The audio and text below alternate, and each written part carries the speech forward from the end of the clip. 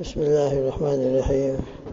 سبحان الله والحمد لله ولا إله إلا الله والله أكبر ولا حول ولا قوة إلا بالله العلي العظيم. سبحان الله بحمده عدد خلقه ورضا نفسه وزنة عرشه ومداد كلماته. سبحان الله بحمده سبحان الله العظيم. سبحان الله بحمده سبحان الله العظيم. سبحان الله بحمده سبحان الله العظيم. نستغفر الله العظيم ونتوب إليه. الله أكبر الله أكبر لا إله إلا الله والله أكبر الله أكبر ولله الحمد. الله أكبر كبيرا والحمد لله كثيرا وسبحان الله بكرة وأصيلا. الله أكبر كبيرا والحمد لله كثيرا وسبحان الله بكرة وأصيلا. الحمد لله رب العالمين الرحمن الرحيم مالك يوم الدين إياك نعبد وإياك نستعين. الحمد لله الذي عدد خلقه ورضا نفسه وزنة عرشه ومداد كلماته. الحمد لله الذي تواضع كل شيء لعظمته. الحمد لله الذي ذل كل شيء لعزته. الحمد لله الذي خضع كل شيء لملكه. ونشهد أن لا إله إلا الله وحده لا شريك له إلها واحدا أحدا صمدا لم يتخذ صاحبة ولا ولدا ولم يكن له كفوا أحد. ونشهد أن سيدنا وحبيبنا وسندنا ومولانا محمدا عبده ورسوله صلوات الله وسلامه على سيد الأولين والآخرين إمام الأنبياء والمرسلين قائد الغر المحجلين رحمة للعالمين سيدنا محمد وعلى آله وأصحابه وأزواجه وأتباعه أجمعين وبارك وسلم تسليما كثيرا كثيرا. أما بعد فأعوذ بالله من الشيطان الرجيم. بسم الله الرحمن الرحيم. يا أيها الذين آمنوا كتب عليكم الصيام كما كتب على الذين من قبلكم لعلكم تتقون أياما معدودات. صدق الله العظيم. درشيكم. اللهم صل على محمد وعلى آل محمد كما صليت على إبراهيم وعلى آل إبراهيم إنك حميد مجيد. اللهم بارك على محمد وعلى آل محمد كما باركت على إبراهيم وعلى آل إبراهيم إنك حميد مجيد.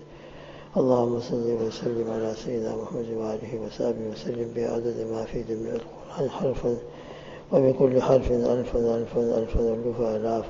اللهم صل وسلم على جميع الأنبياء والمرسلين وعلى ملائكتك المقربين وعلى عبادك الصالحين من الثقلين المؤمنين والمؤمنات والمسلمين والمسلمات.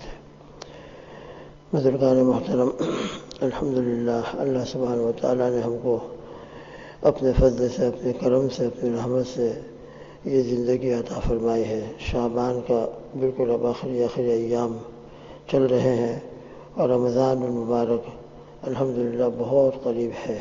اللہ تعالیٰ اس کا آنا ہم سب کے لیے خیر و برکت کا ذریعہ بنائے.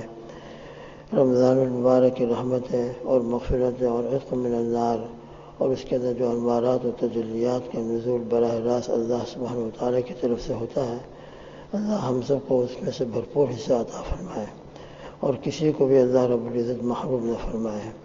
رمضان المبارک میں ایکسٹرا 2 عبادتیں اللہ سبحانہ وتعالیٰ نے بندوں کے لیے مقرر فرمائی ہیں جو اجتماعی طور پر ادا کی جاتی ہیں. باقی انفرادی طور پر تو انسان جتنا بھی وصول کرنا چاہے پورے 24 گھنٹے ہے.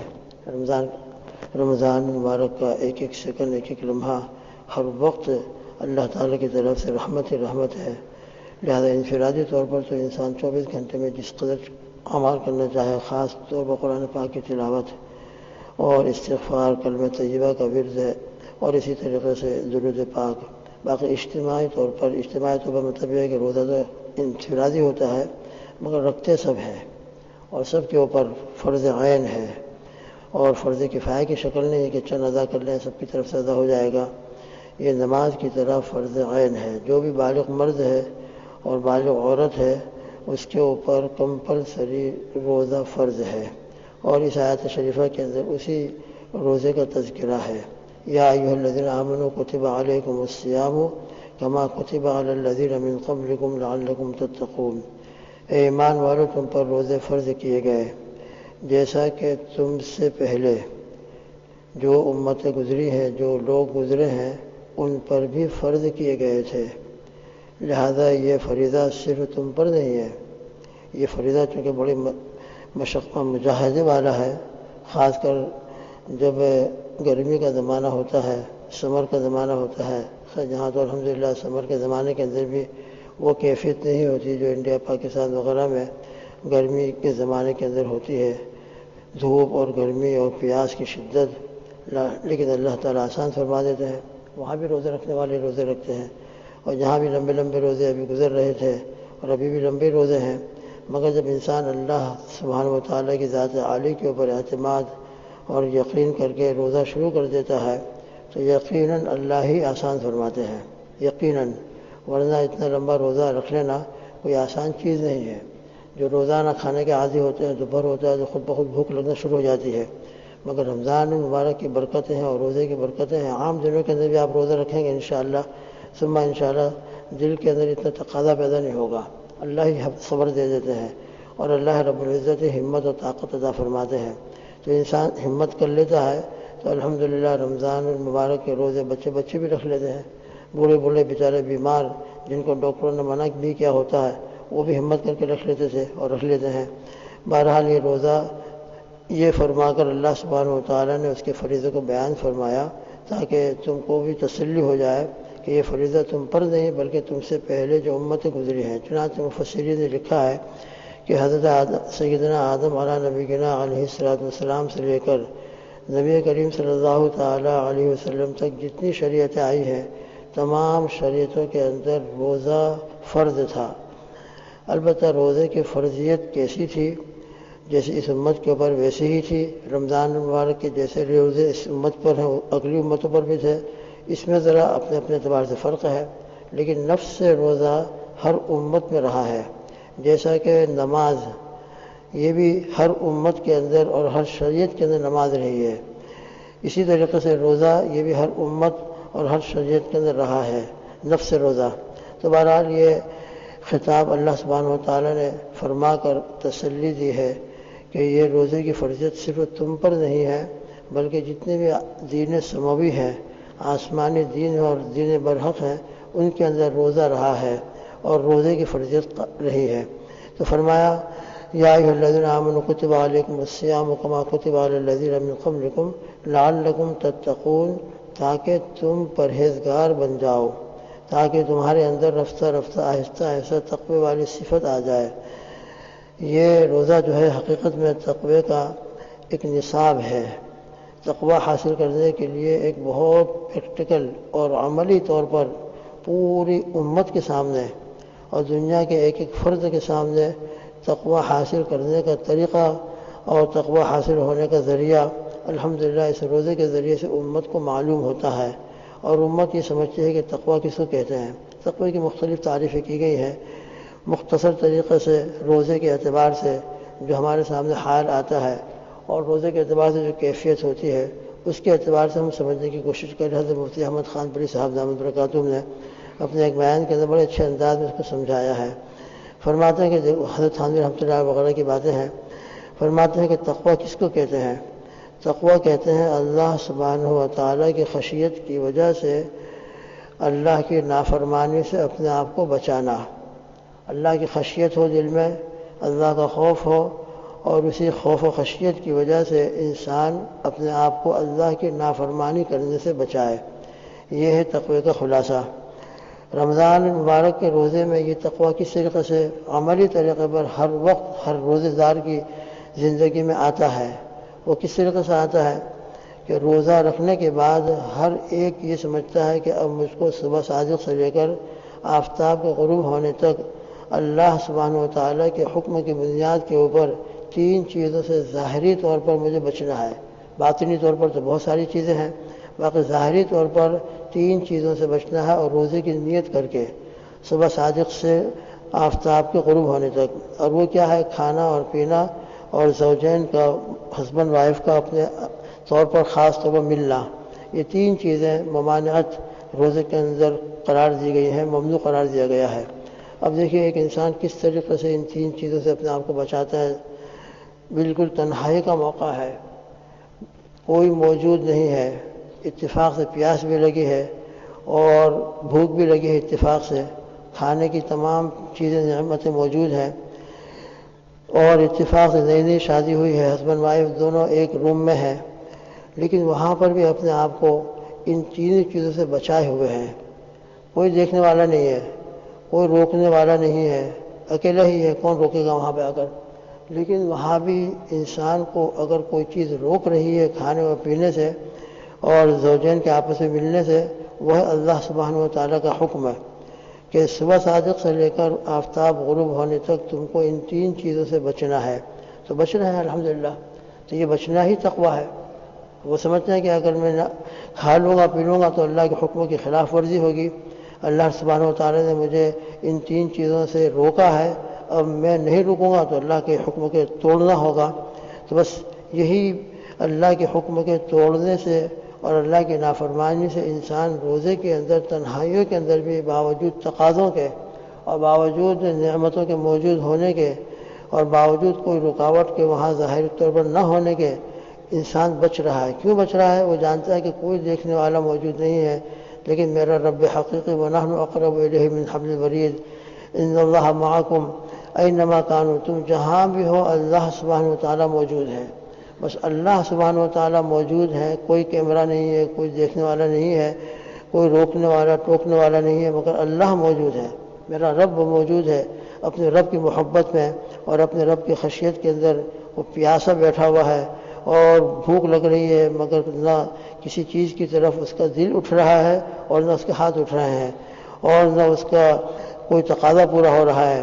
بس اسی اللہ تعالیٰ کی نافرمانی سے وہ تنہائیوں کے اندر بچ رہا ہے۔ اس طریقے سے روزے کے اندر تقوی کی عملی طور پر مشق کرائی جاتی ہے۔ لہذا اب ہمارے سامنے کیا ہے تقوی؟ اب اس کے نتیجے کے اندر تقوی یہ ہے کہ جب ہم نے 3 چیزیں جو ہمارے لیے بالکل حلال ہے، رمضان کے علاوہ کے دنوں میں کھانا پینا اور زوجین کا ملنا بالکل حلال ہے، بلکہ اچھی نیت سے اور نیک نیت سے انسان ان تینوں چیزوں کا استعمال کرے تو عبادت ہے، مگر 3 چیزیں جو حلال ہے مگر اللہ کے لیے وہ بچ رہا ہے حلال چیزوں سے۔ تو جب اللہ سبحانہ و تعالیٰ کے حکموں کو پورا کرنے کے لیے ان 3 چیزوں سے جو بالکل حلال طیب ہیں اور اچھی نیت اور نیک نیت سے کرنے کی وجہ سے عبادت بھی ہے، مگر جب ان حلال چیزوں سے بچ رہا ہے وہ، تو حرام چیزیں جو روزے کے علاوہ میں بھی حرام ہے، رمضان کے علاوہ کے دنوں کے اندر بھی حرام ہے، جیسے مثال کے طور پر گناہ کرنا۔ اب چاہے گناہ چھوٹا ہو بڑا ہو، بہرحال گناہ ہے۔ گناہ کا مطلب کیا ہوتا ہے؟ اللہ کی نافرمانی کرنا۔ اللہ نے جن چیزوں کو حرام قرار دیا ہے، غیبت حرام ہے، جھوٹ بولنا حرام ہے، بد نظر حرام ہے، کسی کو تحقیر کی نظر سے دیکھنا حرام ہے، کسی کی بے عزتی بلا وجہ کرنا یہ حرام ہے۔ یہ تمام کی تمام چیزیں روزے کے علاوہ میں بھی حرام تھی۔ تو جب روزے کے اندر حلال چیزوں سے تم کو روک دیا گیا ہے اور انسان رک رہا ہے اللہ کے حکم کی بنیاد کے اوپر، بس اسی سے انسان کو مشق کرائی گئی اور اس کے دل و دماغ میں استحضار کرایا گیا کہ تم کو رمضان کے دنوں کے اندر بھی اور رمضان کے علاوہ دوسرے دنوں کے اندر بھی جو اللہ نے حرام جن چیزوں کو کیا ہے ان چیزوں سے تم کو بچنا ہے۔ دیکھو تم حلال چیزوں سے بچ رہے ہو تو حلال چیزوں سے بچنے کے پریکٹیکل تم کو عملی طور پر مشق کرائی جا رہی ہے، لہذا اس سے تم اپنی زندگی کے اندر حرام چیزوں سے بچنے کی بھی عادت ڈالو اور حرام چیزوں سے بھی اپنے آپ کو بچاؤ، اور حرام چیزوں سے بچنا یہ تقویٰ ہے۔ بہرحال اس طریقے سے رمضان کے روزوں کے اندر عملی طریقے سے اور پریکٹیکل طریقے سے تقویٰ سکھایا گیا، اور اللہ سبحانہ و تعالیٰ نے تقوی کا مقصد یہ بیان کیا ہے کہ تمہارے اندر تقویٰ آنا چاہیے۔ لہذا روزہ ایک ظاہری ہوتا ہے اور ایک باطنی ہوتا ہے۔ ان 3 چیزوں سے ہم رکے رہیں گے، اور کھانے پینے سے اور زوجین کے آپس میں ملنے سے صبح صادق سے لے کر آفتاب کے غروب ہونے تک، تو انشاءاللہ روزہ ادا ہو جائے گا، ظاہری طور پر فریضہ ادا ہوگا۔ مگر جو مقصد ہے تقویٰ اور جو روح روزہ ہے، اور روزہ کا مقصد اور روزے کی روح ہے، وہ ہے اپنے آپ کو گناہوں سے بچانا۔ لہذا رمضان کے دنوں کے اندر تو یقیناً اپنے آپ کو غیبت ہے، جھوٹ ہے، کسی کی بے عزتی کرنا ہے، کسی کو بس ظلم کرنا ہے، اور اسی طریقے سے دوسرے جو گناہ ہے، میوزک ہے، گانے بجانے ہیں وغیرہ وغیرہ، ان تمام گناہوں سے اگر ہم روزے کے ساتھ بچ رہے ہیں تو پھر روزے کا مقصد بھی حاصل ہو رہا ہے۔ اور پھر روزے کا مقصد حاصل ہو کر روزے کے اوپر جو بشارتیں ہیں اور روزے کے اوپر جو بڑی بڑے زبردست وعدے ہیں، اور انشاءاللہ وہ تمام کے تمام وعدے اور بشارتیں بھی حاصل ہوں گے، اور روزے کا مقصد بھی حاصل ہوگا، اور اس کی برکت سے پورے اپنی زندگی کے اندر گناہوں سے بچنے کا ایک عملی طور پر پریکٹیکل طریقے سے ایک طریقہ ہمارے سامنے آ جاتا ہے۔ لہذا رمضان کے دنوں کے اندر انسان کو تقوی کی پریکٹیکل طریقے سے مشق کرائی جاتی ہے، عملی طور پر مشق کرائی جاتی ہے۔ رمضان کے دنوں کے اندر بھی اپنے آپ کو انسان ان تمام گناہوں سے بچانے کی کوشش کرے، ان تمام گناہوں سے بچنے کی عادت ڈالے، اور پھر رمضان المبارک کے بعد بھی ان تمام گناہوں سے اپنے آپ کو بچاتا رہے۔ تو یہ روزے کا مقصد ہے، روزے کی روح ہے۔ اللہ ہم سب کے لیے ظاہری طور پر بھی روزہ آسان فرمائے، اور باطنی طور پر بھی جن چیزوں سے روزہ کا مقصد ہے، روزہ صرف ہمارے منہ میں نہ ہو کہ ہم کھا پی نہیں رہے ہیں، بلکہ روزہ ہمارے منہ میں اس اعتبار سے بھی ہو کہ ہم غیبت نہ کر رہے ہیں، زبان سے غلط و سخت بات نہیں نکال رہے ہیں، کانوں کا بھی روزہ ہو، آنکھوں کا بھی روزہ ہو، ہاتھوں کا بھی روزہ ہو، پیروں کا بھی روزہ ہو، جسم کے ایک ایک عضو کا روزہ ہو جائے، اور جسم کو اللہ تعالیٰ کے جسم کے ہر عضو کو اللہ کی نافرمانی سے بچا لیں۔ یہ روزے کا اصل مقصد ہے۔ لعلکم تتقون کے اندر اللہ رب العزت نے یہی مقصد بیان کیا ہے۔ اللہ ہم سب کو، پوری امت کو، ہمارے گھر والوں کو روزہ آسان بھی فرمائے، روزہ رکھنے کی نیت اور پوری ہمت بھی عطا فرمائے، اور پھر جو مقصد ہے روزے کا، ظاہری طور پر ان 3 چیزوں سے بچنا، اور باطنی طور پر ان تمام اللہ کی نافرمانیوں سے بچنا، تقوی والی زندگی اختیار کرنا، اللہ ہم سب کو یہ ظاہری اور باطنی نعمتیں اور ظاہری اور باطنی طور پر روزہ نصیب فرمائے۔ اور یقیناً اس طریقے سے روزہ رکھا جائے گا تو انشاءاللہ یہ روزہ اور رمضان ہمارے آئندہ کی زندگی کے لیے یقیناً انقلاب کا ذریعہ بنے گا۔ اس لیے نیت کریں کہ اللہ پاک اس رمضان کو ہمارے لیے ایسا رمضان بنائے کہ جس کی برکت سے ہماری زندگی میں انقلاب آ جائے، جس کی برکت سے ہماری زندگی میں 12 مہینے نماز با جماعت آ جائے، تمام گناہوں سے بچنے کی عملی طور پر مشق ہونے کے نتیجے میں ہماری زندگی میں تقوی آ جائے۔ اللہ پاک اپنے کرم سے، اپنی رحمت سے ایسا ہی ہم سب کو رمضان عطا فرمائے، برکتوں اور رحمتوں کے ساتھ اس کا استقبال نصیب فرمائے، اور رمضان کے دنوں میں ہمارے لیے، تمام بیماروں کے لیے، کمزوروں کے لیے روزہ بھی آسان فرمائے، اور پھر رات کی تراویح کا بھی شوق اور اس کو بھی آسان فرمائے۔ اللہم آمین۔ سبحان اللہ بحمدہ، سبحانک اللہم وبحمدک، ونشہد ان لا الہ الا انت، نستغفرک ونتوب الیک، وصلی اللہ تعالی علی خیر خلقہ محمد وعلی آلہ واصحابہ وازواجہ اجمعین۔ سبحان ربک رب العزۃ عما یصفون، وسلام علی المرسلین، والحمد للہ رب العالمین، برحمتک یا ارحم الراحمین۔